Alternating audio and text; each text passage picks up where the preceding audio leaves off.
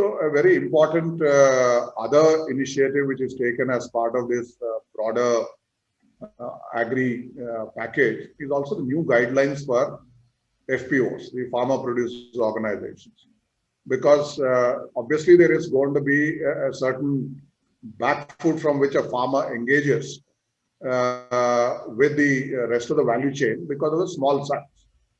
And so collective is one way to engage with the rest of the value chain and improve the bargaining power. So therefore, FPOs is an important mechanism. FPOs, of course, India has been at it for the last several years. Very few have been successful. Large numbers haven't really been really delivering the purpose with which they have been set up. So keeping all that experience in mind, the new guidelines got created in terms of how the cluster should get formed, what is the cluster-based business organization support, which will provide shared services to these FPOs, direct participation of value chain players as anchors. So I think many of these initiatives, together with funds that have been set aside for capacity building, for governance of these FPOs, I think all the elements that will go into strengthening farmer power through FPOs is one route that can certainly enhance the farmers' ability to participate in the markets which are getting created.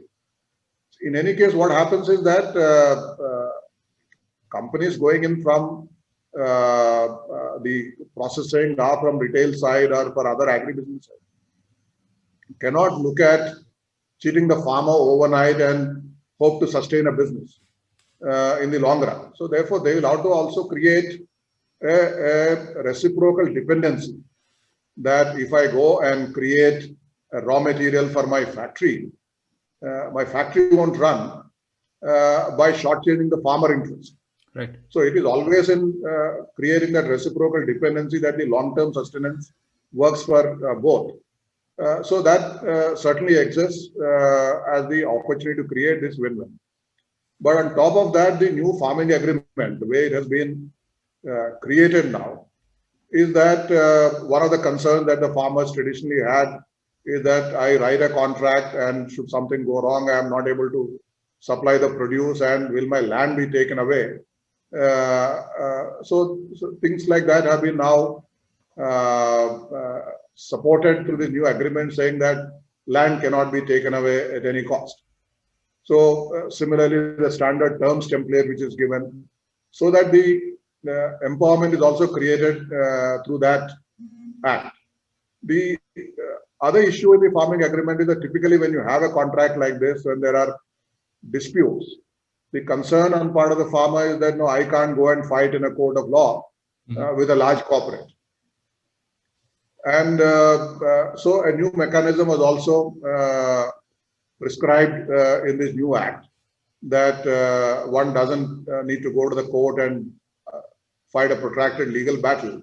You can actually create a conciliation as well as a resolution mechanism with the district administration.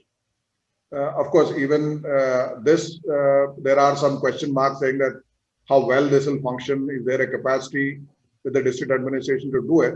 So possibly a newer solution which is being discussed now in terms of creating a farmers court, much like a consumer court, could be a good fast track mechanism to deal with if there are any disputes. So I think solutions like that will emerge, and only then, of course, the contract farming will expand. But the starting point is that without really benefiting the farmer, no company can think of creating a long-term business proposition there, and vice versa.